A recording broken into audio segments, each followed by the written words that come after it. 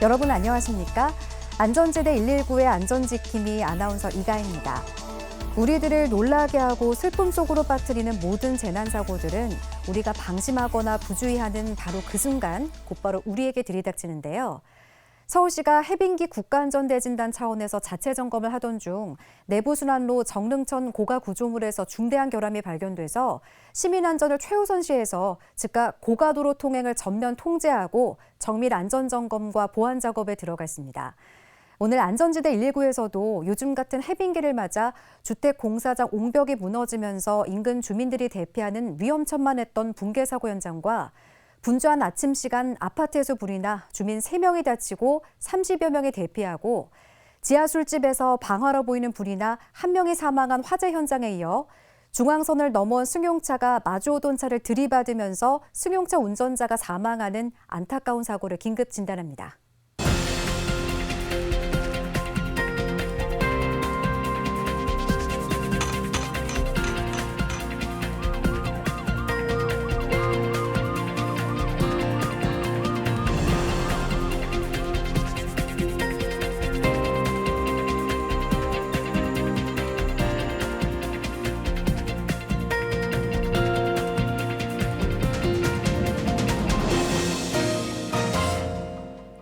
안전지대 119처럼 국민의 안전이 최우선인 전문가를 모셨습니다.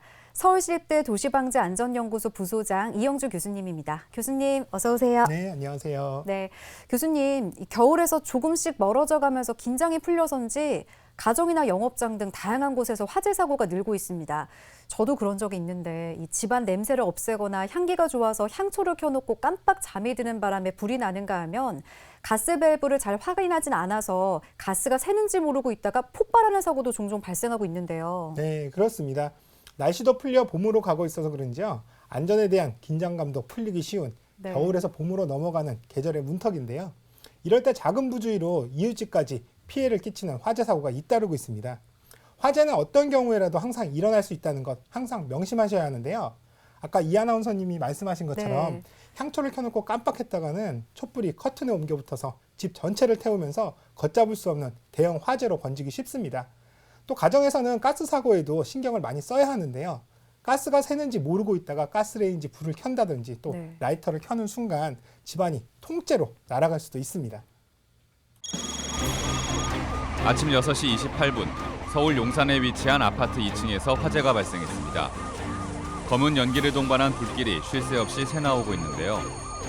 연기는 빠르게 위층으로 번지고 있는 상황입니다.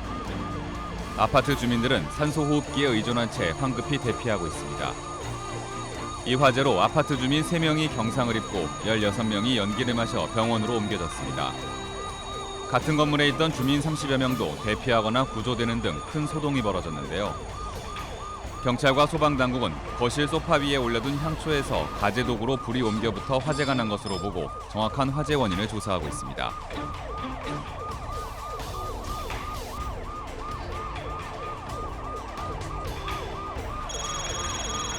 자정이 지난 12시 1분 서울 영등포구 도신로에 있는 건물 지하 1층 술집에서 방화로 추정되는 화재가 발생했습니다.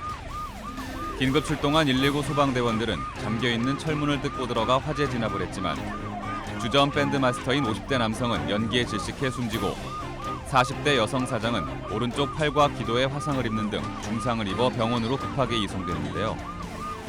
소방당국은 출입문 안쪽 바닥 부분에서 인화성 물질로 인해 화재가 발생한 것으로 추정하고 불이 나기 직전 술집 안에서 업주와 밴드 마스터가 다투는 소리가 들렸다는 목격자의 증언을 근거로 방화에 의한 화재 사고로 보고 정확한 원인을 조사 중입니다.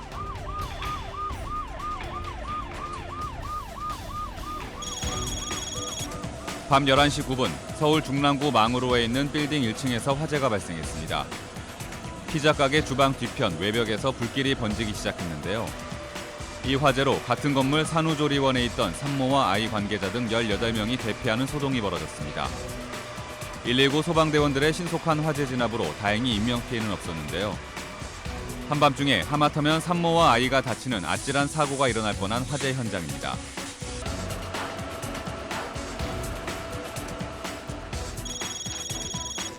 오후 4시 23분 서울 금천구 시흥대로에 있는 단독주택에서 가스가 누출돼 폭발하는 사고가 발생했습니다. 이 사고로 50대 거주자와 지인이 얼굴에 화상을 입고 병원으로 급히 이송됐는데요. 경찰과 소방당국은 LPG 가스레인지 중간 밸브와 가스레인지 호스 결합구 부분에서 가스가 새고 있는 줄 모르고 거주자가 담배를 피우기 위해 라이터를 켜는 순간 폭발이 일어났다는 증언을 토대로 정확한 화재 원인을 조사 중입니다.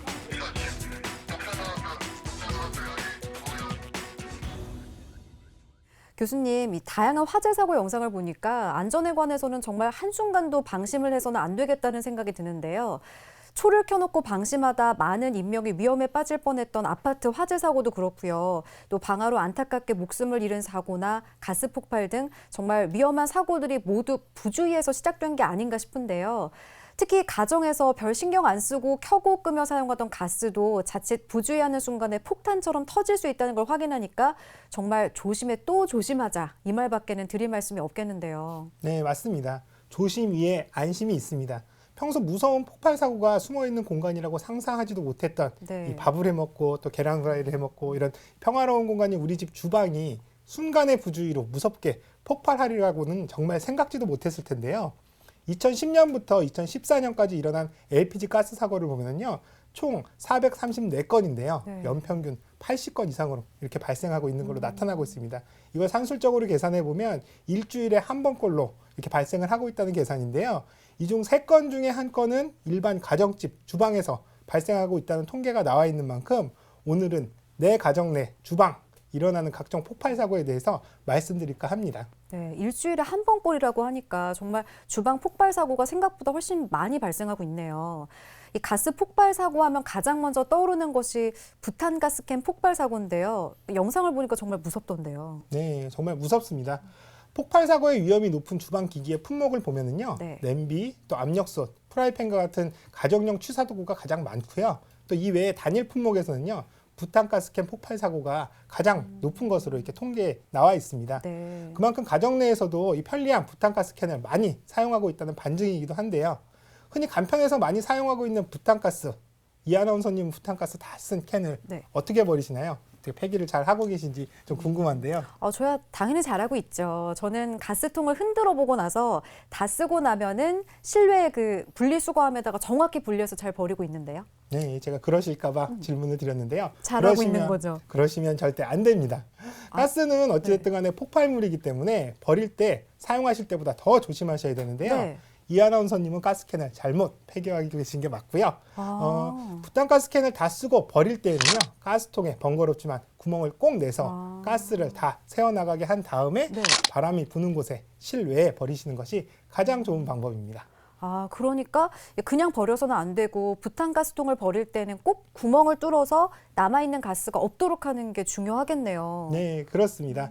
그리고 가정에서 쓰는 압력밥솥 역시 폭발 사고를 조심하셔야 되는데요. 네. 요즘은 직접 식사를 준비하시는 어머님뿐만 아니라 혼자 사시는 분들도 혼자 밥을 해 드시는 경우가 굉장히 많은데요. 네. 압력밥솥은 반드시 압력이 모두 제거되었는지 확인 후에 뚜껑을 여셔야 되고요. 또 압력밥솥으로 인해 요리가 다 되면 반드시 제때 불을 꺼주시는 것도 중요합니다. 또 그리고 강화유리로 된 냄비들도 많이 사용하고 계실 텐데요.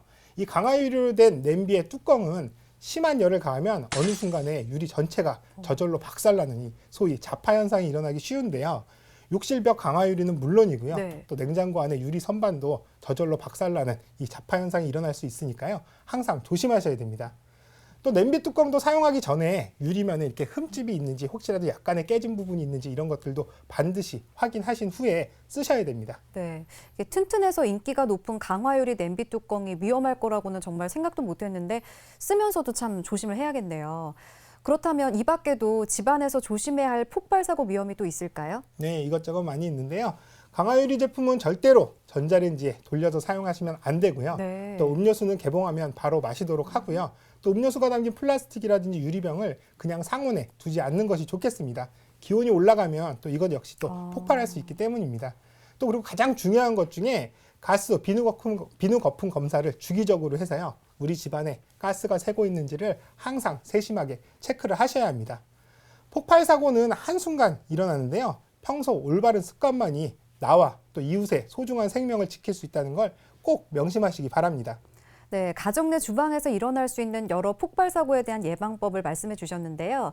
부탄가스는 꼭 구멍을 내서 남은 가스가 없는지 확인하고 버려야 한다는 것과 또 무심코 쓰고 있던 강화유리 냄비 안전사용법 등 생활 속에서 주의해야 하는 안전습관 다시 한번 숙지하시기 바랍니다. 새벽 1시 12분 서울 노원구 동일로 사거리에서 3중 추돌 사고가 발생했습니다. 승용차와 택시 2대가 사고로 뒤엉켜 있는 상황. 119 구조대가 운전자와 승객을 신속히 구조해냈지만 택시 운전자 1명과 승객 1명이 머리와 허리를 다쳐 병원으로 급히 이송됐습니다.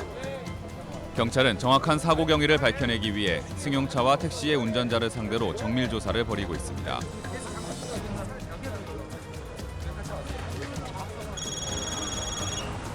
차량이 형체를 알아볼 수 없을 정도로 심하게 찌그러져 있습니다. 밤 9시 48분 서울시 노원구에서 파랑대 사거리 방면으로 주행하던 경차와 마주오던 승용차가 충돌했습니다. 이 사고로 경차를 운전하던 50대 여성이 숨지고 승용차 운전자도 크게 다쳤습니다. 경찰은 마주오던 승용차가 중앙선을 침범한 것으로 보고 정확한 경위를 조사 중입니다.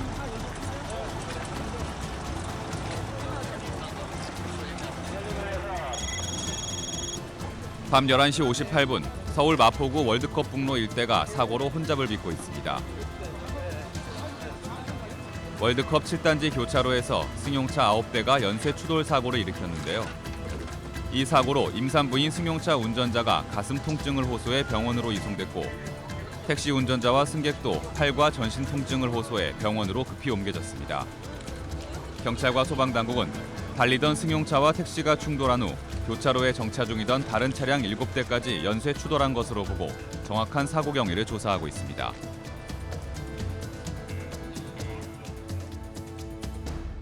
한순간의 사고로 목숨을 잃는 분들을 보니까 정말 안타깝습니다. 교수님, 지난주에는 난폭 운전에 대한 처벌에 대해서 얘기를 나눠봤는데요. 경찰은 이번엔 보복 운전자를 대상으로 집중 단속을 벌이고 있다고요? 네, 그렇습니다. 보복 운전으로 인한 사고가 그동안 많이 발생해서 많이들 경험하셨을 텐데요. 네. 정말 위험하기 그지없는데요. 맞아요. 얼마 전에도 끼어들기 양보를 안 해준다고 무려 18km를 가는 동안 계속해서 보복 운전을 한 차량도 있었습니다. 네, 저도 그거 보고 차 몰고 나가기가 참 겁이 나더라고요. 그거는 보복 운전이 아니라 자동차를 흉기로 쓰는 도로 위의 범죄 그 자체 아닌가요? 네, 맞습니다. 그건 사실 운전이 아니라 바로 이제 범죄 행위라고도 불러도 심한 말은 아닐 텐데요. 맞아요. 이제 이런 도로 위에 막무가내 또 무법자, 이 보복 운전자들을 더 쉽게 신고할 수 있게 됐습니다. 보복 운전 신고는 112 전화, 또 그리고 경찰서에 직접 신고와 함께요. 스마트폰 국민제보 앱도 있고요. 또 네. 국민권익위원회의 인터넷 신문고 등을 통해서 직접 할 수가 있습니다. 또 이렇게 접수가 되면은요, 네. 수사는 보통 보복운전이 발생한 지역의 관할 경찰서에서 담당한다고 합니다. 이런 보복운전 가해자들을 확실하게 처벌하기 위해서는요, 보복운전 행위가 촬영된 블랙박스 동영상이 가장 중요한 증거가 된다고 하니까요, 참고하시기 바랍니다. 네. 그런데요, 교수님. 그래도 가해자가 혹시 나중에 보복하지 않을까 하는 두려움에 신고를 꺼리게 되는 경우도 많다고 들었어요. 이 보복 운전을 신고한 피해자의 안전이 보호받을 수 있을까요? 네, 그럴 경우에도 블랙박스 동영상 등을 확실한 증거 이런 것들을 제출하시면 네. 피해자 고소 사건이 아닌 경찰관 인지 사건으로 처리해서요, 경찰이 직접 고소하는 사건으로 다뤄서 피해자를 보호해 준다고 합니다. 네. 또 좀 더 말씀드리면 보복 운전에 대한 처벌은 최대 징역 7년, 벌금 1,000만 원인데요. 다만 탑승자가 다치지 않았거나 또 차량이 망가지지 않았을 경우에는요, 특수 협박 혐의만을 적용해서 벌금형을 선고하게 됩니다. 보복 운전의 피해를 당했다 하면 이 블랙박스 동영상이 가장 중요한 증거가 되니까요, 블랙박스 영상 확보 꼭 하시기 바랍니다. 밤 11시 55분 서울 개포동 지하철 분당선 구룡역에서 수원 방향 선로로 20대 남성이 추락했습니다. 119 구조대는 추락한 남성을 재빨리 구조했는데요. 경찰과 소방당국은 술에 취한 남성이 몸을 제대로 가누지 못하고 선로에 떨어진 것으로 추정하고 있습니다.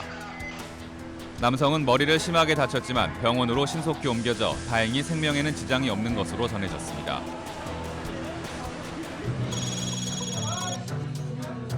오후 3시 15분 지하철역에서 감전사고가 발생했습니다.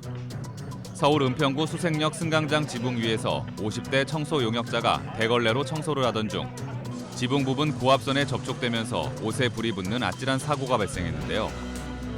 같이 작업을 하던 동료가 급히 소화기로 초기 진화를 한 후 119 구조대가 긴급 출동해 계단 옆 안전 유리를 깨고 승강장 지붕 위로 올라가 부상자를 신속히 구조했습니다. 50대 남성은 구조대의 현장 응급처치 후 병원으로 이송됐는데요. 남성은 이 사고로 전신에 3도 화상을 입었습니다.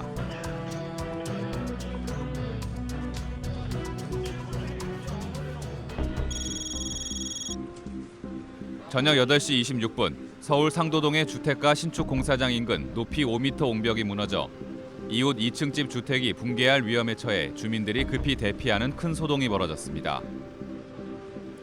이 사고로 주민 30여 명이 추가 붕괴를 우려해 숙박업소 등으로 대피했는데요. 동작구청은 현장 점검 결과 옹벽이 지은 지 20년이 넘은 데다 해빙기로 집안이 약해졌고 신축 공사장의 영향을 받아 무너진 것으로 잠정 결론 내렸습니다. 동작소방서 현장 구조대와 지자체는 모래주머니 등으로 2차 붕괴 방지 조치를 마쳤습니다. 구청과 소방당국은 인근 건물에 대해서도 추가적으로 정밀 안전진단을 하고 있습니다.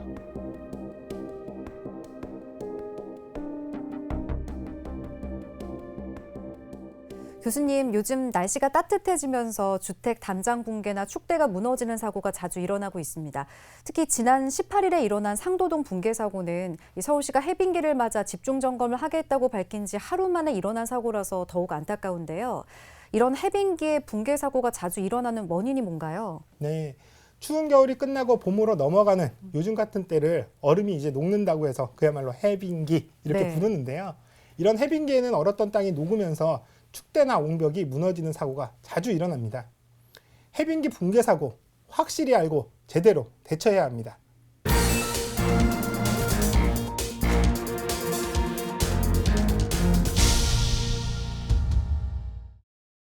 우리들의 안전생활을 위해 안전수칙을 속속들이 짚어보는 안전연구소 알아야 산다. 오늘은 겨울에서 봄으로 넘어가는 요즘 같은 해빙기에 자주 일어나는 축대나 옹벽 붕괴 사고에 대해서 좀 더 자세히 알아볼까 합니다. 교수님, 해마다 2월 말 이후부터는 봄 기온에 땅이 녹기 시작하면서 공사장이나 축대 등이 약해져서 낙석이나 낙상 사고가 많습니다. 앞서 본 것 같은 그런 주택 공사장 인근 옹벽이 무너지는 사고가 많은 것 같아서 걱정이 커요. 네, 요즘 같은 해빙기에 걱정되는 이 붕괴 사고에 관한 영상 먼저 보시겠습니다. 얼었다 녹았다를 반복하던 겨울의 끝자락. 해마다 2월 말부터는 점차 따뜻해지는 봄 기온에 흙 속 얼어있던 부분도 녹기 시작하면서 얼음 부분이 물로 변해 아래로 흘러내리고 나면 얼음이 자리 잡고 있던 부분만큼의 공급, 즉 빈틈이 생기면서 집안이 약해져 공사장 주변이나 집 주변 축대나 옹벽이 무너지는 해빙기의 크고 작은 안전사고가 빈번하게 발생하고 있습니다. 해빙기란 일반적으로 흙이 녹는 시기를 말을 합니다. 이 흙이나 집안 사이에는 물, 공기 등이 함유되어 있는데 이 중 가장 문제가 되는 부분이 물에 해당되는 부분입니다. 이 물은 겨울철에 얼게 되면 부피가 늘어나게 되고 봄철에 해빙기가 돼서 부피가 줄게 되면 그 부분만큼이 아래쪽으로 빠지면서 그 남아있는 공극 부분이 느슨해지는 결과를 나타내게 됩니다. 이로 인해서 여러 사고가 발생이 되는데 국민안전처의 자료에 의하면 절개지나 비탈면의 경우는 54%, 석축, 옹벽으로 대별되는 시설물에서는 약 18%, 흙막이 벽체를 중심으로 한 공사장 주변으로서는 약 12%의 사고가 발생되는 것으로 보고되고 있습니다. 서울시도 해빙기 국가안전대진단 차원에서 자체 점검을 하던 중 내부순환로 정릉천 고가 구조물에서 중대 결함이 발견돼 시민안전을 최우선시한 선 조치로 즉각 고가도로 통행을 전면 통제하고 정밀 안전점검 및 수리 보완 작업에 들어갔습니다. 이런 해빙기에는 도로나 빌딩 같은 큰 구조물 외에도 우리가 생활하는 동네나 주택 주변의 옹벽이나 축대에서도 크고 작은 붕괴 사고가 발생할 수 있으므로 안전사고에 특히 신경 써야 하는데요. 지난 18일 밤 상도동 주택가에서도 아찔한 붕괴 사고가 일어났습니다. 신축 공사장 인근 옹벽이 무너져 이웃 2층 집 주택이 붕괴될 위험에 처하고 주민들이 대피하는 큰 소동이 벌어졌습니다. 주택가 골목에 위치한 2층 집 앞 축대가 일부 붕괴되어 주택이 붕괴할 우려가 있다는 신고를 받고 긴급히 출동해 보니 해빙기 붕괴 사고의 일정으로 앞마당 부분이 무너져 토사가 바로 앞 신축 공사장을 뒤엎고 있는 위급한 상황이었으나 다행히 인명피해는 발생하지 않았습니다. 정부나 지자체 차원의 사회 전반적인 안전점검도 반드시 선행돼야겠지만 그보다 앞서 천만 시민 모두가 안전 감시자가 돼야 합니다. 우리 모두는 뉴스에 나오는 붕괴 사고가 우리 집, 우리 동네는 아니겠지 하는 안전 불감증에서 벗어나 무심코 지나쳤던 집 주변의 축대나 동네 어귀 옹벽을 유심히 살펴보며 붕괴 조짐이나 이상 징후를 미리 찾아내는 안전 감시자가 돼 나 자신은 물론 가족과 이웃을 지키겠다는 일념으로 날카로운 매의 눈으로 주변을 둘러보며 안전에 시비 걸며 꼼꼼히 체크하는 안전 습관을 몸에 배도록 해야겠습니다.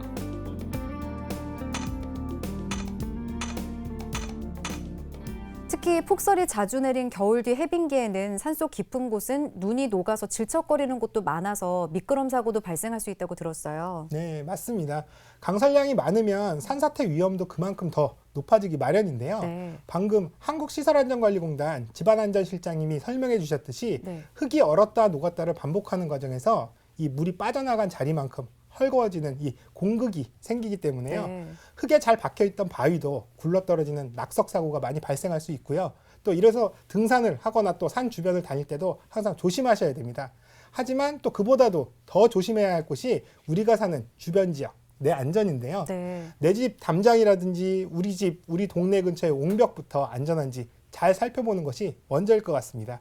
네, 그렇다면 우리 집 혹은 이웃집 주택 담장 붕괴 사고를 예방하기 위한 설명 들어보겠습니다. 우리 시민들이 해빙기에 가장 주의해야 될 사항으로서는 집 주변에 있는 석축, 옹벽, 비탈면에 대해서 관심을 가지고 점검하는 것이 가장 중요합니다. 비탈면에서 균열이 있다든지 누수가 있다든지 배부름 현상이 있으면 즉시 각 지자체로 신고하여 주시기 바랍니다. 해빙기 붕괴 사고 예방법 잘 들었는데요. 한 번 더 정리해 봐야겠죠? 네, 해빙기 붕괴 사고 예방법을 다시 한번 정리해 보면은요. 네. 집이나 주변의 대형 빌딩이나 노후 건물들의 금이 간 균열이나 또 한쪽으로 넘어가는 기울어짐 현상, 또 그리고 담장이라든지 축대, 옹벽 중간 부분이 툭 튀어나온 이 배부른 현상 등이 있는지를요. 꼼꼼히 살펴보는 안전 습관을 들이시는 게 중요하겠습니다. 네. 내가 사는 우리 집 축대는 물론이고요. 우리 동네 옹벽 주변을 그냥 지나치지 말고 우리 모두가 안전 감시자가 되어서 날카로운 매의 눈으로 안전에 시비를 걸며 좀 더 세심하게 살펴봐야 될 것 같습니다. 또 해빙기에는 집안 붕괴에 따른 가스 배관 이런 시설들이 이완으로요. 또 가스 누출 사고도 일어날 수 있으니까 이상이 있다 혹은 의심이 간다 싶으시면요. 반드시 전문 업체의 안전 점검을 받으시길 바랍니다. 네. 또한 공사장 가까이를 지나가는 것은 가급적 피하시고요. 네. 부득이하게 지나가실 때는 좀 더 주의를 세심히 기울이셔야 되겠습니다. 또 등산을 하실 때는 산을 잘라서 공사를 하는 절개지나 언덕 위에 있는 바위가 굴러내려오거나 또 토사가 흘러내릴 위험은 없는지 유심히 살피면서 등산을 하셔야 되고요. 네. 아직 해빙기이기 때문에 등산 코스를 될 수 있으면 짧게 잡는 것도 안전상 좋겠습니다. 마지막으로 요즘 같은 해빙기에는 저수지 또 호수에서 얼음 낚시를 해서는 절대 안 됩니다. 겉으로는 굉장히 튼튼해 보이는 이 네. 얼음도 속에서는 이미 녹아서 약해지는 과정에 있기 때문에요. 언제 깨질지 모르는데요. 혹시 크고 작은 위험 징후를 발견할 시에는요. 직접 해결하기보다는요. 120 서울시 다산 콜센터나 또 119에 신고하셔서 보다 안전하게 처리할 수 있도록 조치하시면 되겠습니다. 네, 안전연구소 알아야 산다. 오늘은 해빙기 주택 담장 옹벽 붕괴 사고에 대비하는 안전 수칙에 대해서 알아봤는데요. 이영주 교수님의 안전 요점 정리로 다시 한번 복습해 봅니다.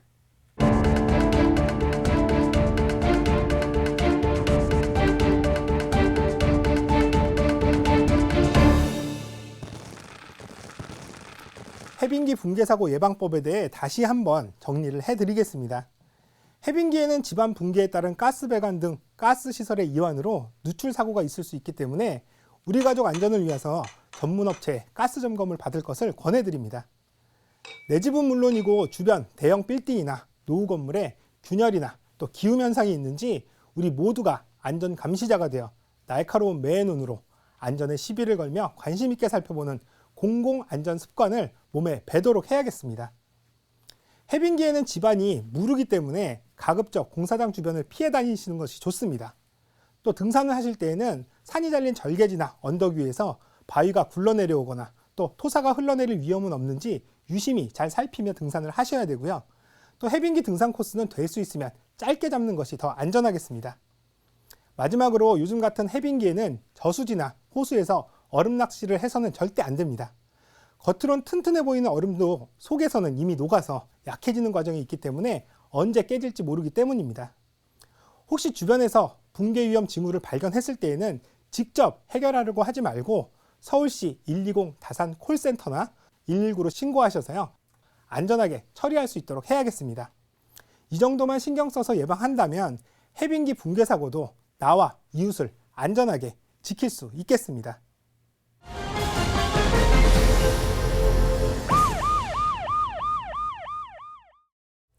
날이 풀리면서 각종 안전사고에 노출되고 있는데요. 오늘 이야기 나눈 해빙기 붕괴도 그렇고요. 봄철 산행이나 야외 활동할 때 좀 더 주의를 기울여서 다가오는 봄을 안전하게 맞이하시기 바랍니다. 네, 안전한 습관 항상 몸에 배이도록 해서요, 안전불감증 대한민국이라는 불명예스러운 말이 하루빨리 없어지게 해야겠습니다. 안전은 우리들의 공동 운명입니다.